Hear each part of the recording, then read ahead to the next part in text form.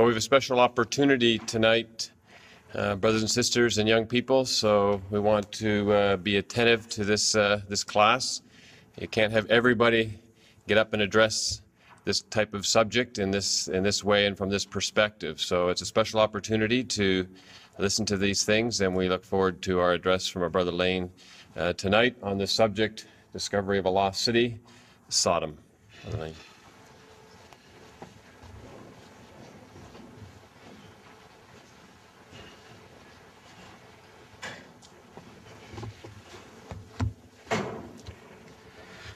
Good evening, brothers and sisters and young people. Sodom is a bit of a funny place, isn't it? When you ask people, what do you know about Sodom? Well, they say, I don't know, it's on the bottom of the Dead Sea. And if you would have told me 3 years ago that I'll be working in an excavation which may be Sodom, I said, well, you must be daft. That's quite impossible. And actually the call came 2 years ago. Said, would you come and help us draw some architectural plans of the city Sodom? He said, well, don't you know that it says in the Epistle of Jude that it's set forth as an example of eternal fire, so it's gone. How can you expect to find it? And it says that in Genesis 19 that God overturned Sodom and Gomorrah. Well, the word overturn is like what you do with a cake. They'll turn it upside down, said you can never find it. Well, I said, just give it a go. But what do you know about Sodom? If you go, for example, to the internet, you go to Yahoo Answer, it says Sodom and Gomorrah were two separate cities that in present day lie under the Dead Sea in South Jordan. God brought fire or brimstone or sulfur out of heaven on those cities in judgment. The vast amounts of sulfur that exist in the Dead Sea are a direct result of this. Yahoo. Go to answers.com, say Sodom and Gomorrah were cities in the Aegean Islands, that's in Greece. What's the Christadelphian view? Can you open your hymn book, please? At hymn 390.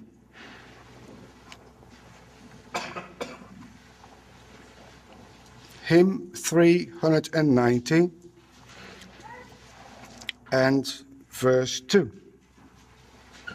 where it says, who was saved from direst horror at that unexpected hour wherein Sodom and Gomorrah sank, overwhelmed to rise no more.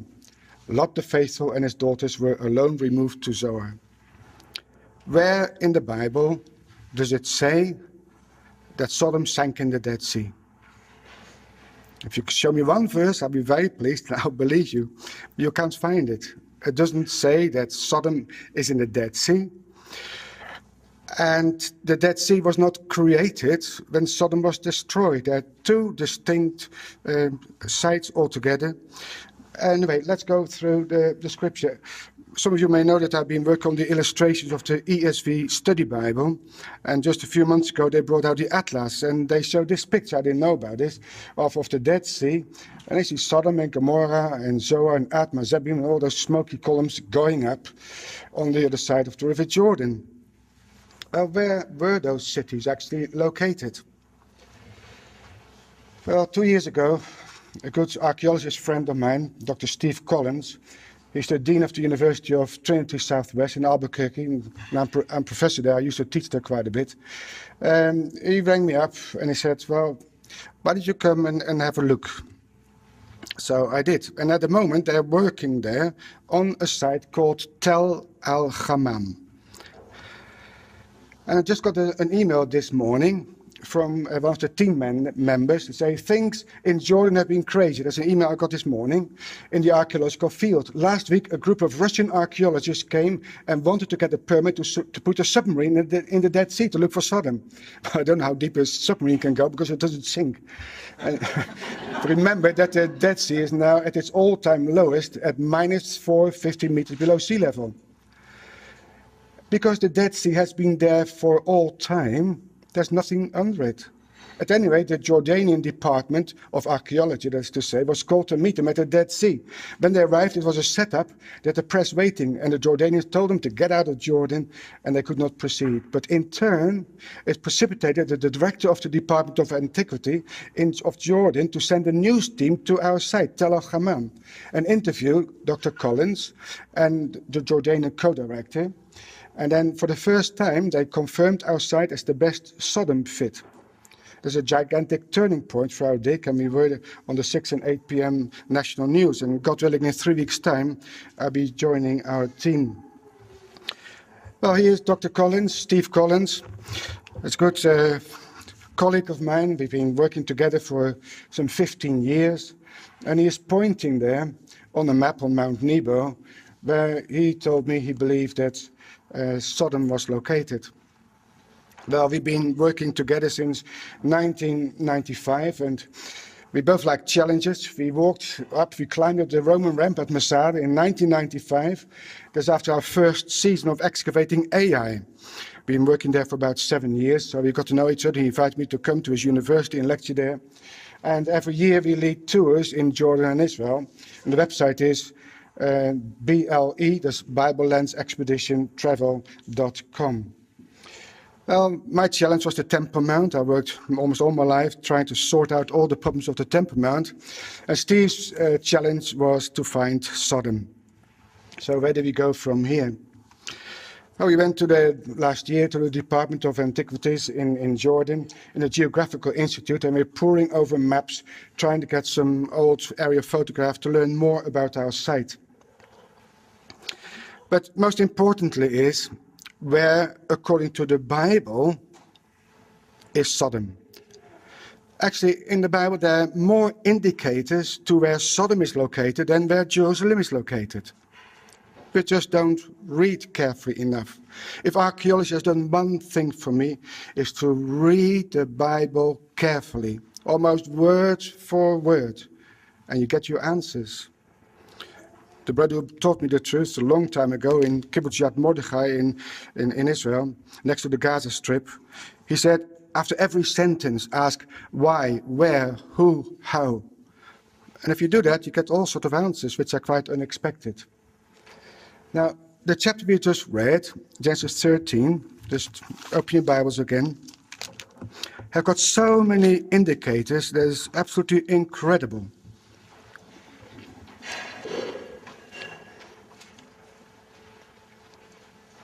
So let's start and look at the critical points in those first 12 verses of Genesis chapter 13. And I've highlighted the indicators we need to know from scriptures in order to find Sodom. So Abram went up from Egypt. He was in Egypt. He went to the Negev. When you see south in verse 1, that is usually the Negev, the southern part of Israel. So he came up from Egypt to the Sinai Desert to the Negev. And he went up from place to place. He would have gone over Hebron and Bethlehem and Jerusalem. And they go further north, you can do Bethel. And he came to the place, as it says in verse 3, between Bethel and Ai. What happened there earlier? Abram built an altar on the one hill in between Bethel and Ai. So he went back to the place where he had built an altar before. And then Lot looked up and he saw that the whole plain of the Jordan was well watered. It was like the garden of Yahweh. It was like the land of Egypt towards Zoar. Just remember these phrases, they're extremely important. And so Lot chose for himself the whole plain of the Jordan. And he set out toward the east. So in Bethel and Ai, and he went east. No point looking south. No, the Bible says he went east. And then Abram lived in the land of Canaan, while Lot dwelt among the cities of the plain of Jordan. That's where he went. He didn't go to the bottom of the Dead Sea to find and live in Sodom. He went to the plain of Jordan. What does that mean? And he pitched his tent not toward, the Hebrew says, as far as Sodom, he went straight to Sodom. So here we can learn that must be east of Bethel and Ai. It's in the plain of Jordan, which was well watered. It was like the garden of Yahweh. What's that? Like the land of Egypt. What is the parallel? It is east of Bethel and Ai. Now, the plain of Jordan, the word plain is not a normal word for plain. Plain is usually an emek or an arava in Hebrew. But a kikar, that's the word used in Genesis 13, yes, is usually translated as a talent or a loaf of bread. The idea is a kikar means a circle. You go to the old city in Jerusalem, you buy bread, you get a pita, circular loaf of bread. When they exchanged silver or gold as a talent, there was a circular disc of gold or silver. In modern Hebrew, a kikar is a roundabout. Like in Tel Aviv, you've got Kikar Dizengoff, it's the roundabout of Dizengoff. So it indicates a circle. It's the circle of the Jordan. That's how the plain of Jordan should be translated. It's not the plain of the Dead Sea, it's the plain of Jordan, says the Bible. There's 13 geographical uses of the word kikar. You only find in the Old Testament. It also refers to the disc-shaped southern Jordan Valley north of the Dead Sea. It looks like a circle. For those of you who look at atlases or have been in the land of Israel, you know you get the Sea of Galilee. And then the Jordan goes down through a valley, but it widens out where Jericho is, north of the Dead Sea. Have a look at these pictures. So this is a satellite photograph of the Dead Sea area. So here you see the northern end of the Dead Sea. Here's the River Jordan going through a narrow valley and goes all the way down. But look at this area. It widens out into a circle. And it looks like a circular plain if you stand here above Jericho or here on Mount Nebo. If you look from a slightly different angle, we're now above Jerusalem more or less. Here's Jericho. Here's the River Jordan. Here it flows into the Dead Sea. And you can see there's a circular plain. That's the Hebrew word for plain. Kikar means a circle, a disc. You can't get away from it. So in this disc, in the plain of Jordan, the city of Sodom must be located according to the Bible. So the kikar is also the kikar of the Jordan, not the kikar of the Dead Sea. The Jordan, Hayarden, refers only to the river Jordan proper. The Dead Sea is not the Jordan. The Jordan is not the Dead Sea. They're different systems. And Hayarden never includes any part of the Vale of Siddim. It ends, as the Bible says, I've put some references here if you want to write them down. It ends at the mouth of the Jordan below Pisgah. And Pisgah is Mount Nebo, just opposite Jericho. That's where the North Sea ends. You can look up, let's look up in Numbers 34. Comparing scripture with scripture is not only important for archaeology and geography, but for our spiritual life as well. So in Deuteronomy 34, Numbers 34, in verse 12,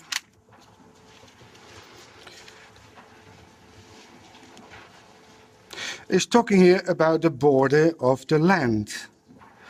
So in verse 11, the coast shall go down from Shepham to Riplah on the east side of Ain. The border shall descend, it shall reach unto the side of the Sea of Kinneret, the Sea of Galilee, eastward. The border shall go down the Jordan, and the goings out of the Jordan shall be at the Salt Sea, the Dead Sea. This shall be your land. So the Jordan ends at the Dead Sea. And the Dead Sea is not the River Jordan. Deuteronomy 3:17.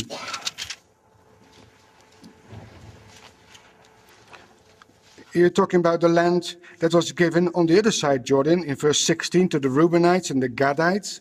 It's all the land of Gilead unto the river Arnon, half the valley, and the border even unto the river Jabbok, which is the border of the children of Ammon. And it's wonderful. You can go to Jordan, you can stand there at the Arnon Valley, very deep canyon in the south, and you can see there the Jabbok River as well. And then verse 17, it says, and the plain, the kikar, the circular disc also, and Jordan, and the coast of, from Kinneret even unto the Sea of the Plain, the Salt Sea, under Ashdod, Pisgah, eastward. So clearly indicates that the Jordan ends whether it flows into the Dead Sea. Can you see that? Yeah, so the Dead Sea is not part of the River Jordan at all. I could look more of them, but that would take a bit of time. But you can write down, if you want to check it up later on, Deuteronomy 3:17 and 27, 4 verse 47 to 49, in Joshua 15 verse 5 and 18 verse 19. It always indicates that the Jordan ends where it flows into the Dead Sea. So looking at this topographical map of the land of Israel, think of that water system that goes right through the middle of the land, the Great Rift Valley, the Jordan River Valley. That is the outline of it. Now it starts at the top where Mount Hermon is, because the Mount Hermon is all covered with snow. The snow melts, the water penetrates in the mountain, goes down the mountainside, makes 4 different heads which form one river, the River Jordan. And the Jordan flows there into the Sea of Galilee. And from the Sea of Galilee, the river goes down.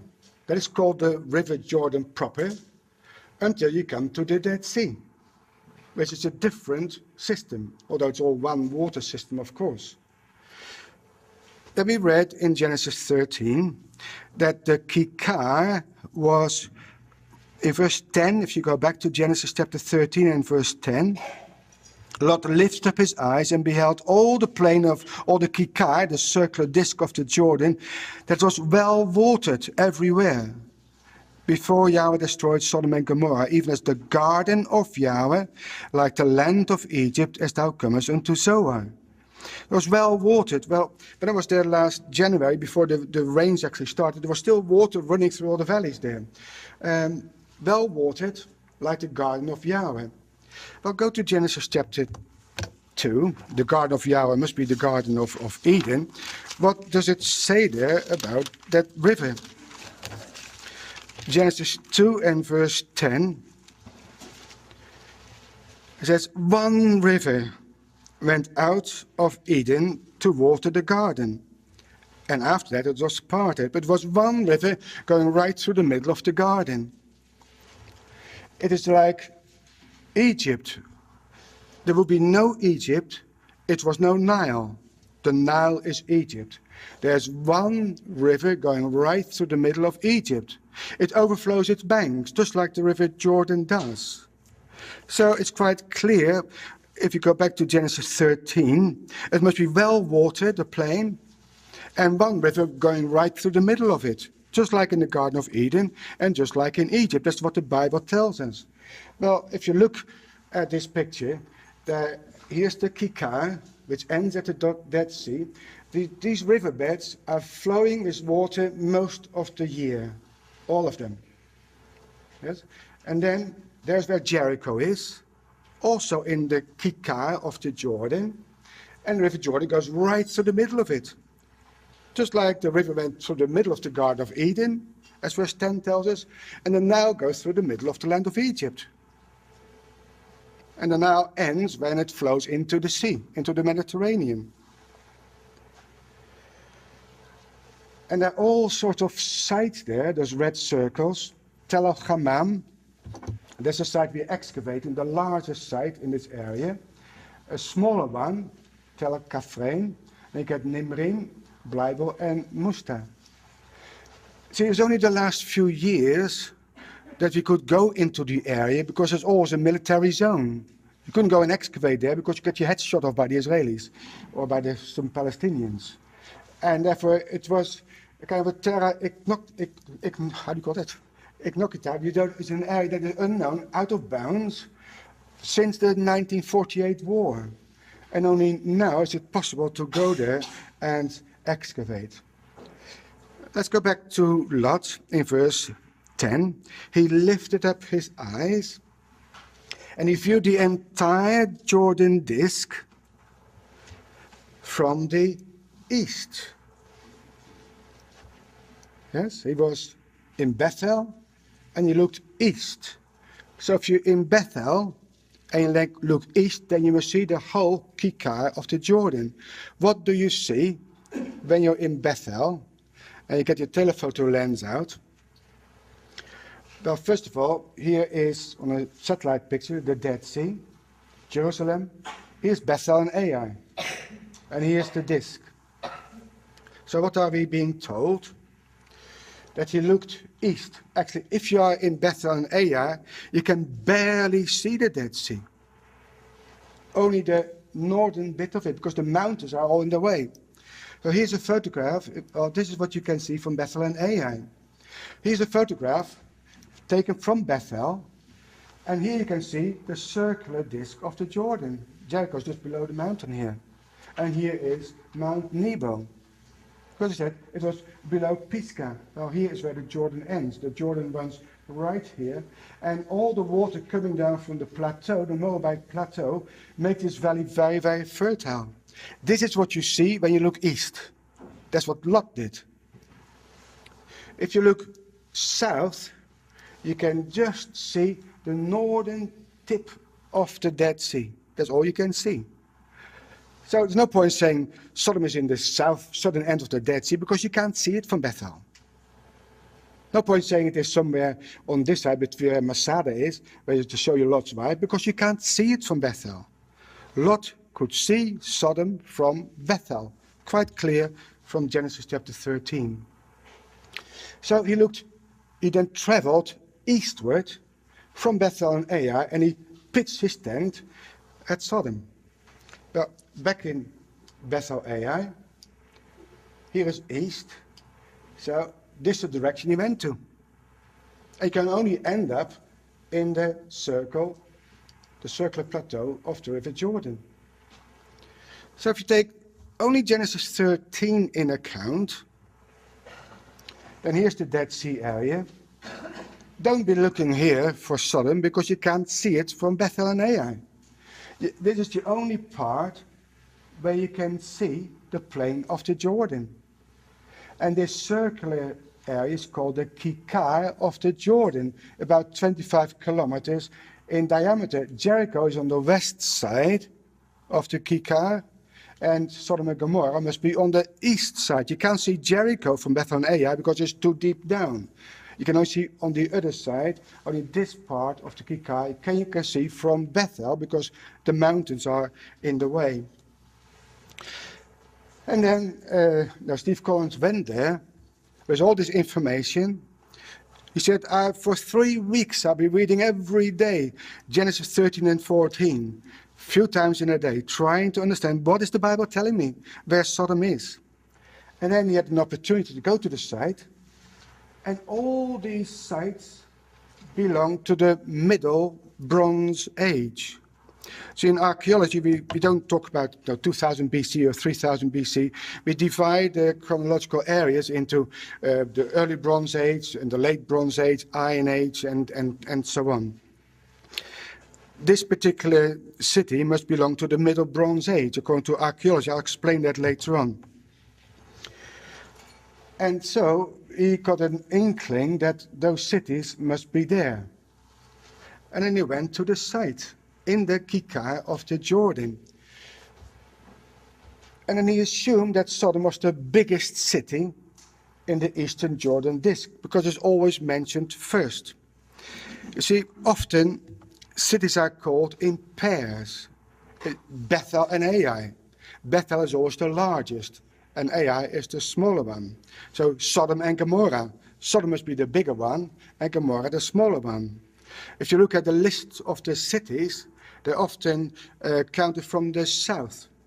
Because the southern cities mentioned first, Sodom, a bit north is Gomorrah, and then Admah and Zeboim. That's the biblical way of making lists of city. So leave that for a time being. We also need to look at Genesis chapter 14.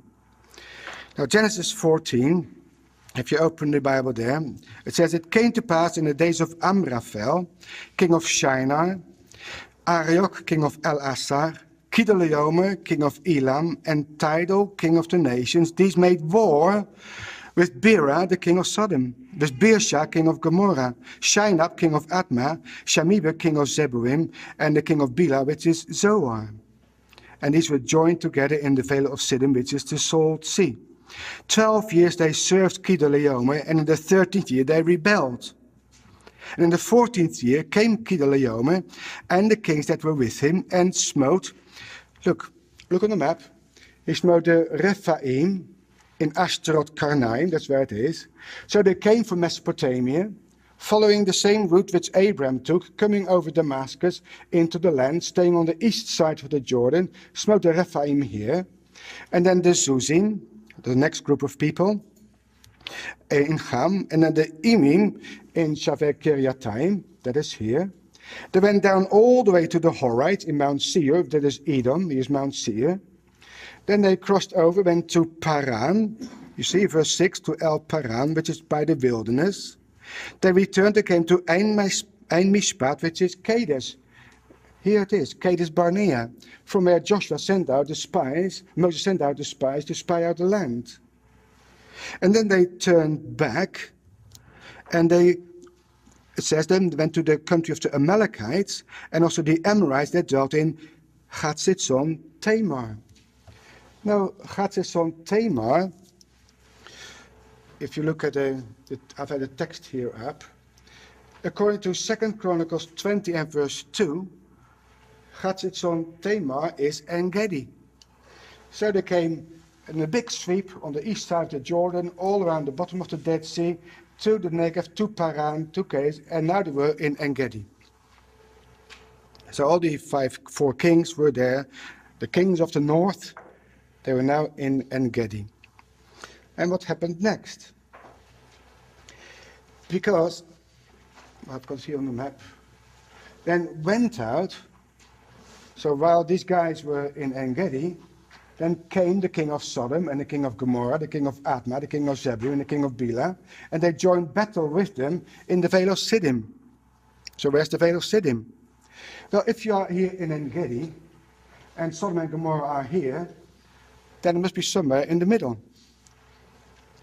So, if you have a larger map, Amraphel, Arioch, and Kedorlaomer, they were here near En-Gedi.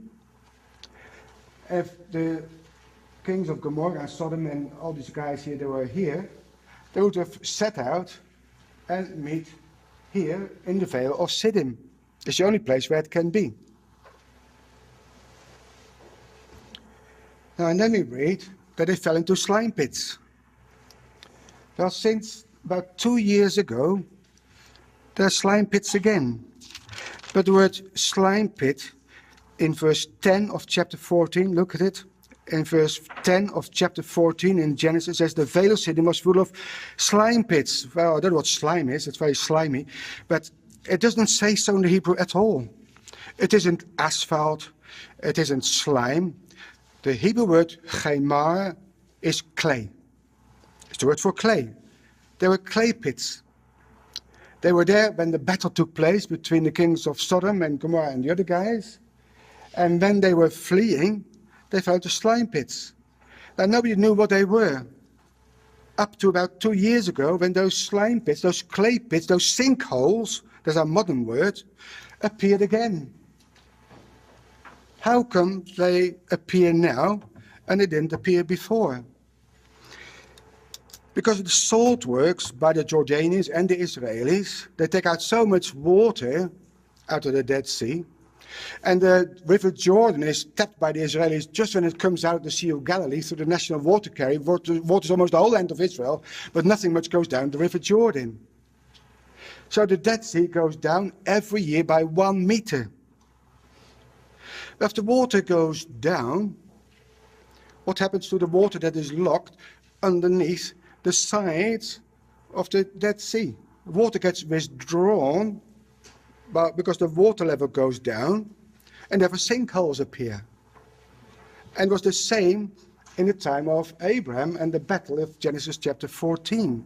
So while those kings of Sodom and Gomorrah were fleeing, they didn't look where they were going, they fell into the slime pits. And Israel almost lost his life there because it's like quicksand. Now it happens when the level of the Dead Sea goes down. Geologists have worked for years looking into all the sides of the mountains. Well, here you look at Qumran, into caves, looking at deposits, water deposits and salt deposits. And they've been able to graphically portray how the level of the Dead Sea changed through time. Our next slide is an animated animation of the size of the Dead Sea. It's the main part of the picture. And on the side is a section through the Dead Sea, and you can see how it goes up and down. There's a timeline underneath there, gives you an idea what happened to the level of the Dead Sea through the ages. So here is the Dead Sea. We are now in 3000 BC. That's the time of the flood. According to these geologists, was very, very large. Then it goes down to the time of Abram, 2000. Then the sea was very, very small. That's the time of Abram, Melchizedek. In the time of the judges and the time of the kings, the water went up again. It went down a little bit. It stays the same up to about the Hellenistic period.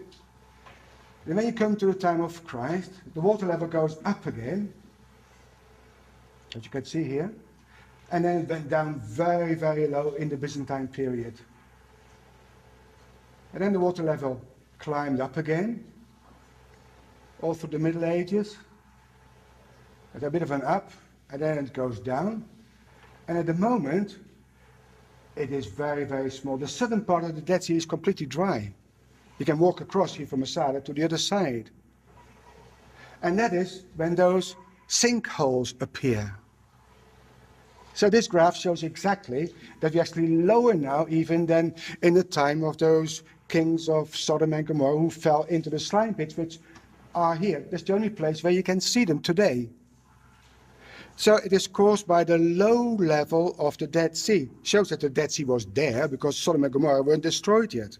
If there's no Dead Sea, you can't find any sinkholes. So it's just quite illuminating that we are now at the same level as in the time of Abram and Lot.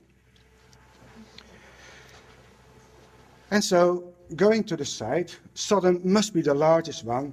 And here is the largest Middle Bronze Age site in practically the whole of the Middle East. It's bigger than Megiddo, it's bigger than Hatzor, it's bigger than Lachish. It's a kilometer long. When I went the first time and I look at the fortifications, it took me 3 hours to walk around the site. Here's our bus standing, and here's our little hut where we keep our tools.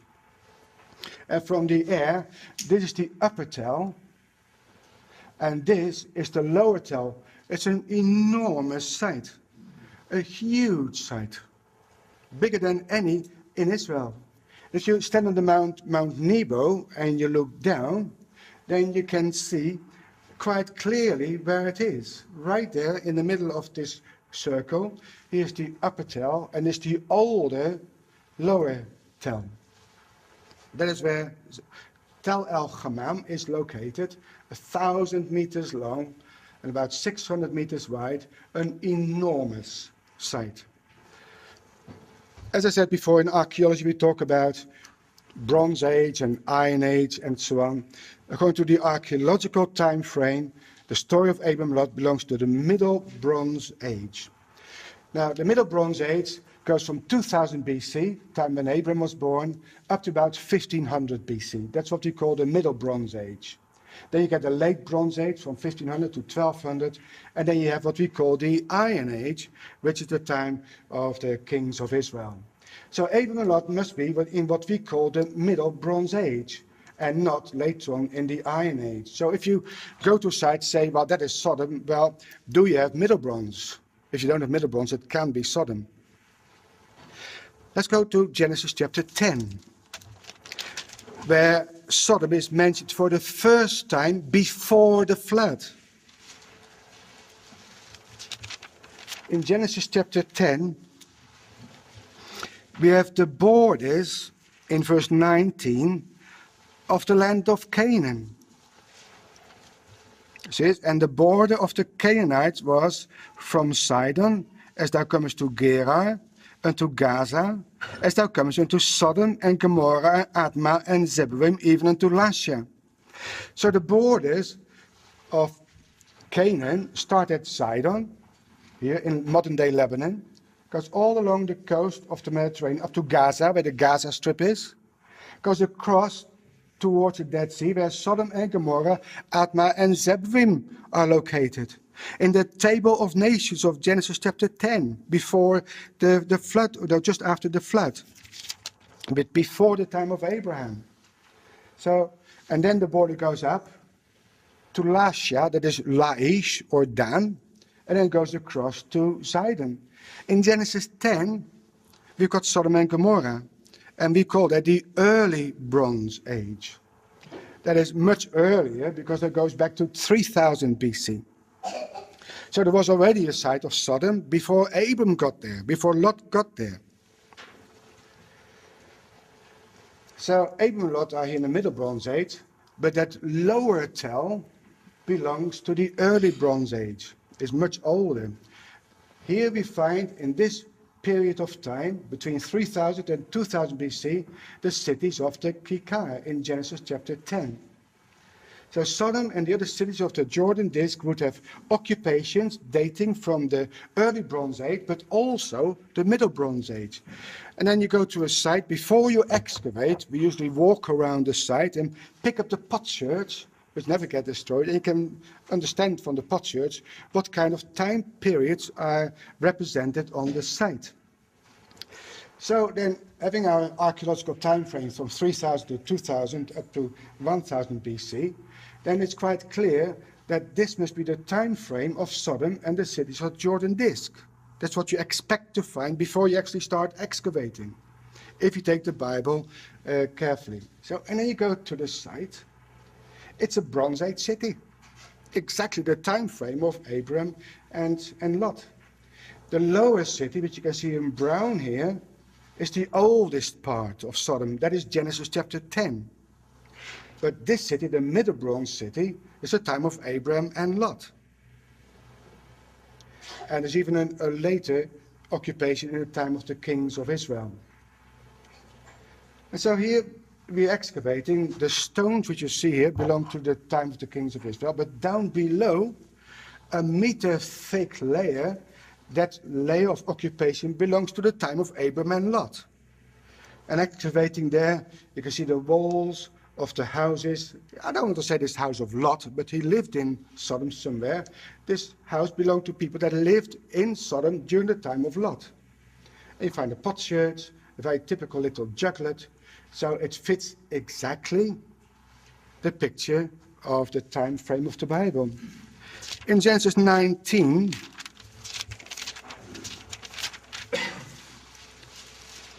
we read that two angels came to Sodom at even, and Lot sat in the Gate of Sodom. What's the importance of that information? But there's no point having a city with houses and on one side build a gate. Please go through the gate. So, no, I'd rather go around it. It doesn't work like that. If you've got a gate, you've got the city wall, because the gate is the only opening through the city wall. So it means if there's a gate, there must be a city wall. And so looking at the site, schematically, here's the lower tell, here's the upper tell. Here you expect to find, in the Middle Bronze Age, in the upper tell, in the lower tell you find already a city wall, and towers have been excavated already. There must have been a city there, which was destroyed. There's not the destruction of Sodom and Gomorrah, but the upper tell had a city wall as well. There's a city of Lot. There must be a gate, which we haven't found yet. There was a city, and that was destroyed by fire. See, when we read first Sodom was destroyed by fire, I think the whole city is gone. But in archaeology, all those ancient sites like Megiddo and Hatzor and Bet Shan, they're all built layer upon layer upon layer upon layer. So when Sodom was destroyed, it actually means the upper layer of Sodom, where the people lived at that time, was destroyed. So if you say the whole tell must disappear, it doesn't say so. Now, and then we found actually the fortifications of that city. Here, all built over the ruins. So excavating on the top there, we found a rampart, a typical Middle Bronze Age rampart of the city of Lot. And the city, the buildings must be inside. Well, here is the mud brick wall starting to be excavated, going down, sloping on the side. He's standing at the bottom. This was the fortification of the city of Sodom in the time of Lot. And somewhere through this ramp made of mud brick, of little stones or bricks made of mud brick, calculating them, they must have made 44 million mud bricks to build a fortification around this city. It was an enormous kind of work. And so archaeologically and geographically, the biggest fortified Bronze Age city on the eastern Jordan disk is the most likely candidate for Sodom, called today Tel El Hammam. It spreads over 1 kilometer square. He called it the Queen of the Southern Jordan Valley. Yes, it's bigger than any other Bronze Age site in the whole Middle East in this particular area. So this is the Middle Bronze Age rampart then. There was a little space of time when the site was unoccupied. And look at the destruction. Digging in this square, below where you can see the stones, this particular level was full of ash and destruction. You see a picture here of a mud brick which has been fired so hard you couldn't break it. Usually you must be very careful when you dig a wall that was made of mud brick, because if you listen mud, they break in your hand. This was as hard as a stone, been exposed to an enormously high temperature. And parts of the roof, they were infused with sulfur and hard as stone. Normally it's brittle like anything.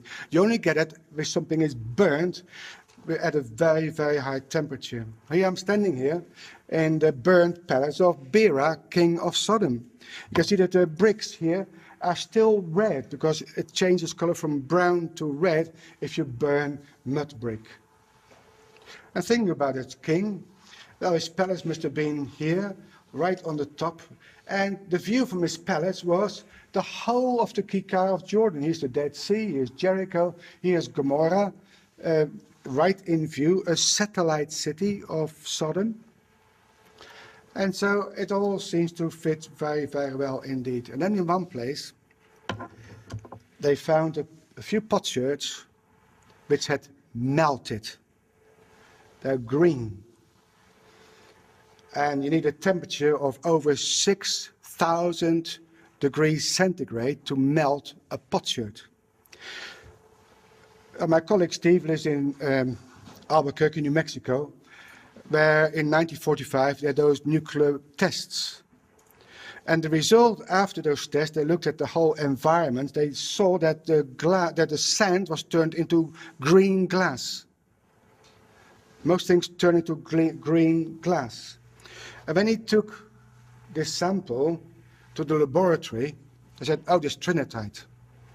So trinitite, also known as atomite or alamorga glass, is the name given to the glassy residue left on the desert floor after the plutonium-based Trinity nuclear bomb test. So when he saw the potsherd, he said, that's trinitite, without any doubt. He turned it over. What, he says? There's a potsherd. Where did they get that from? They cut right through the middle with a very fine saw, and they saw that below the green glaze there were actually bubbles inside the potsherd from the heat this potsherd was exposed to. Go to Genesis 19 and verse 28. There's more information which is extremely important. In verse 27, I mean, it is after verse 24, Yahweh rained upon Sodom and upon Gomorrah brimstone and fire from Yahweh out of heaven. He overthrew those cities and all the plain and all the inhabitants of the city, and that which grew upon the ground. His wife looked back from behind him as he became a pillar of salt. And Abram got up early in the morning to the place where he stood before Yahweh. He was in Hebron, by the way. He looked towards Sodom and Gomorrah, and what did he see? Toward all the land of the plain, he beheld the smoke of the country went up as the smoke of a furnace. If you've got a big bonfire, the smoke goes all over the place. But a furnace, There's a chimney, the smoke goes straight up. That's what Abram saw. Exactly a pillar like you have from a nuclear bomb. I don't say there was a nuclear bomb in, don't mistake what I'm saying, but the fact that there was a pillar of smoke going up is the same as you see when you have an atomic bomb. How does that happen? Because when the bomb comes down, you get a horizontal impact, but the path through which it comes down is a vacuum. It sucks up sand and stones, which get superheated, and then they come raining down upon the site. It says God rained down fire and brimstone. The best lexicon I have at home is written by John Parkhurst.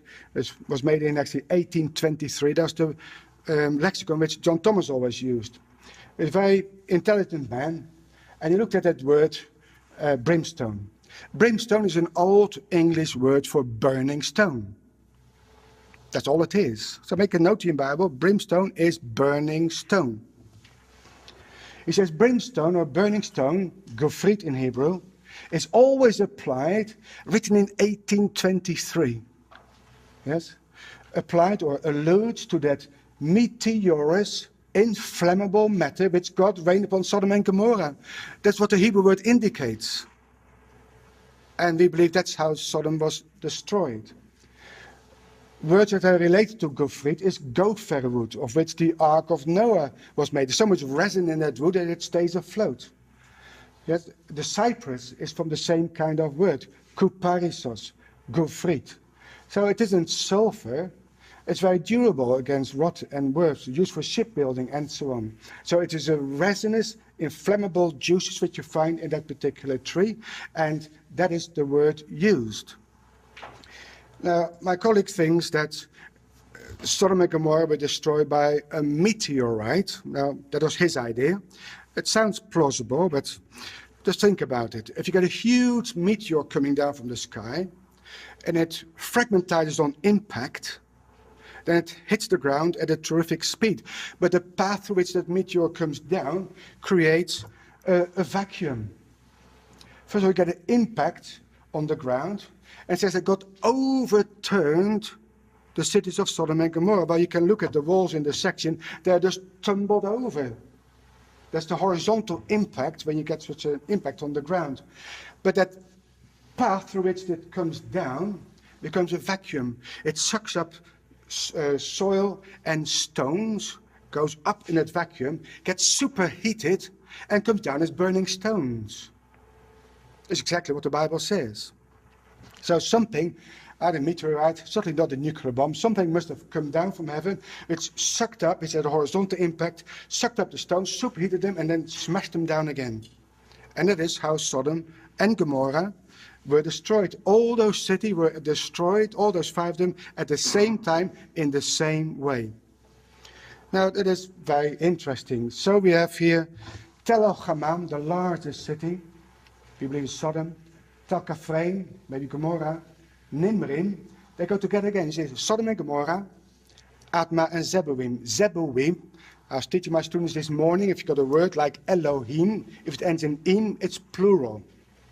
So there were two sides there, one beside the other, twin satellite cities of Admah and Zeboim.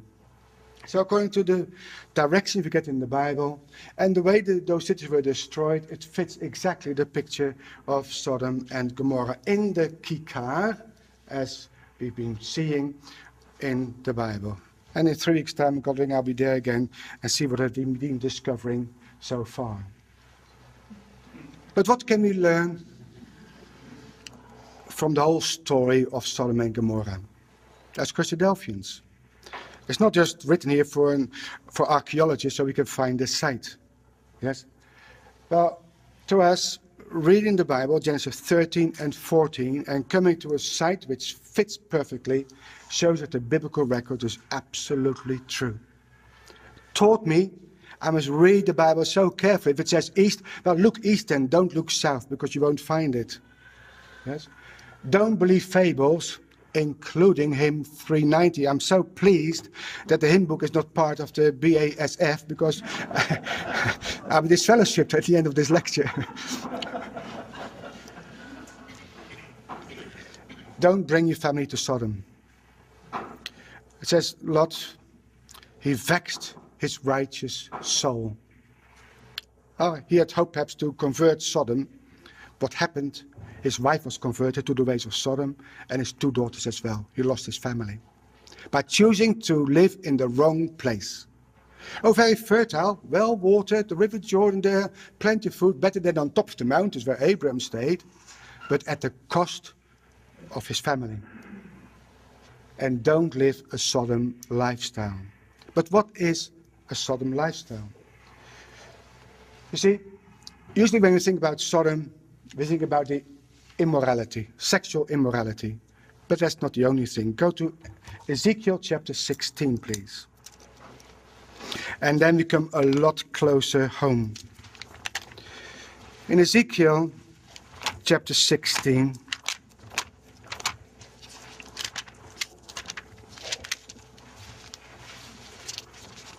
we read there in verse,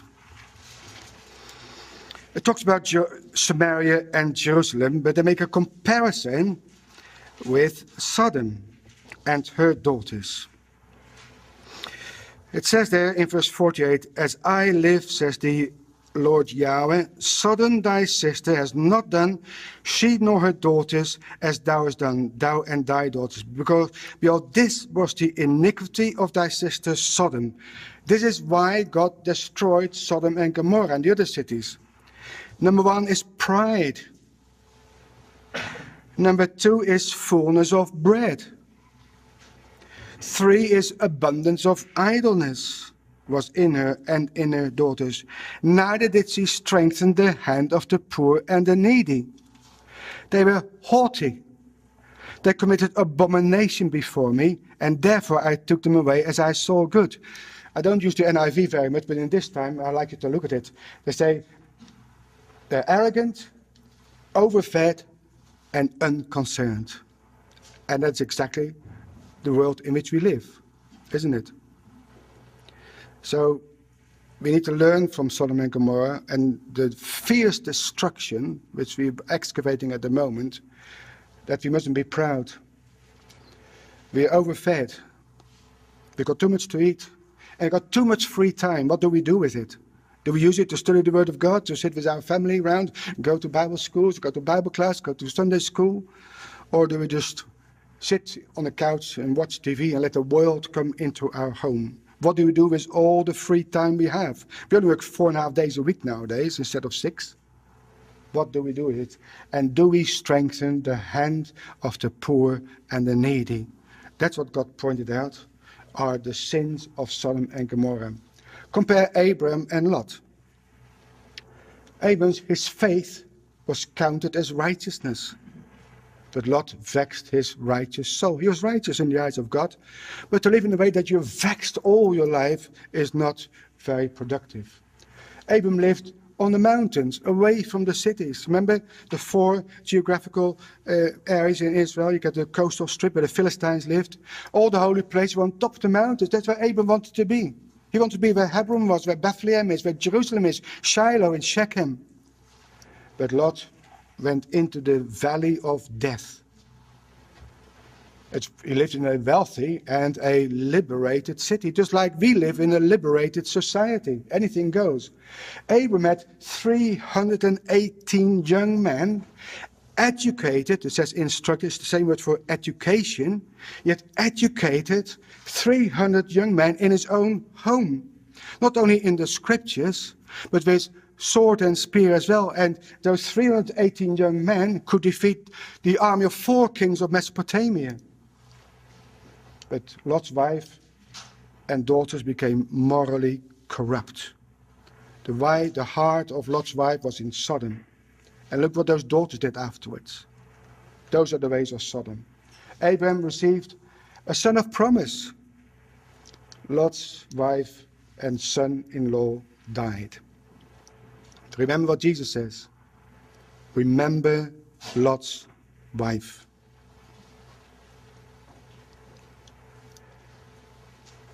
I hope you agree with me that Sodom is not on the bottom of the Dead Sea. Jesus says in Matthew 10, verse 15, "Verily I say unto you, it shall be more tolerable for the land of Sodom and Gomorrah in the days of judgment than for that city."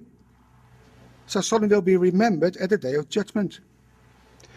You're still in Ezekiel chapter 16. Look what it says in verse 55. This is in the kingdom when everything will be restored again. It says, "When thy sister Sodom and her sisters, her daughters, shall return to their former estate, and Samaria and her daughters shall return to their former estate, then thou, Jerusalem, and thy daughters shall return to your former estate." Jerusalem is going to be restored as the capital of the land of Israel. Samaria, the northern part of Israel, is going to be restored as part of the inheritance of the saints. And Sodom will also be restored. There will be a city of Sodom in the kingdom. It's on the bottom of the Dead Sea. Very difficult to build a city there. So this, then, brothers and sisters, is what we've learned from Genesis 13 and 14, reading accurately and following the scriptures and finding most likely what is Sodom. The future, well, here's Jerusalem on the top of the mountains. This is the area where Abram preferred to be. In Ezekiel 47, verse 8, we read about a new river coming out of the temple. The waters that issue out toward the east country go down into the desert, go into the sea, which being brought forth into the sea, the water shall be healed. That fresh water, abundant water coming out of Jerusalem will take away the salinity of the Dead Sea, but the Dead Sea will stay where it is, because fishermen will still stand in En-Gedi. If you now go to En-Gedi and got a fishing rod in your hand, and you got your floater in the water, people think you're soft in the head. Yes, but in the kingdom, it will be able to fish there, because fishes will live again in the Dead Sea. Zechariah says, "It shall be in that day that living water shall go from Jerusalem, half of them to the former sea, and half to the hinder or the western sea, which is the Mediterranean. In summer and winter shall it be." We love the land of Israel, but what is really missing is a good river, isn't it? And there's going to be a river in Jerusalem, in the land of Israel, healing the waters of the Dead Sea, as we shall see tomorrow or the day after, is a type of death itself. And then will all the earth be filled with the knowledge of the glory of Yahweh, as the waters cover the sea. Thank you.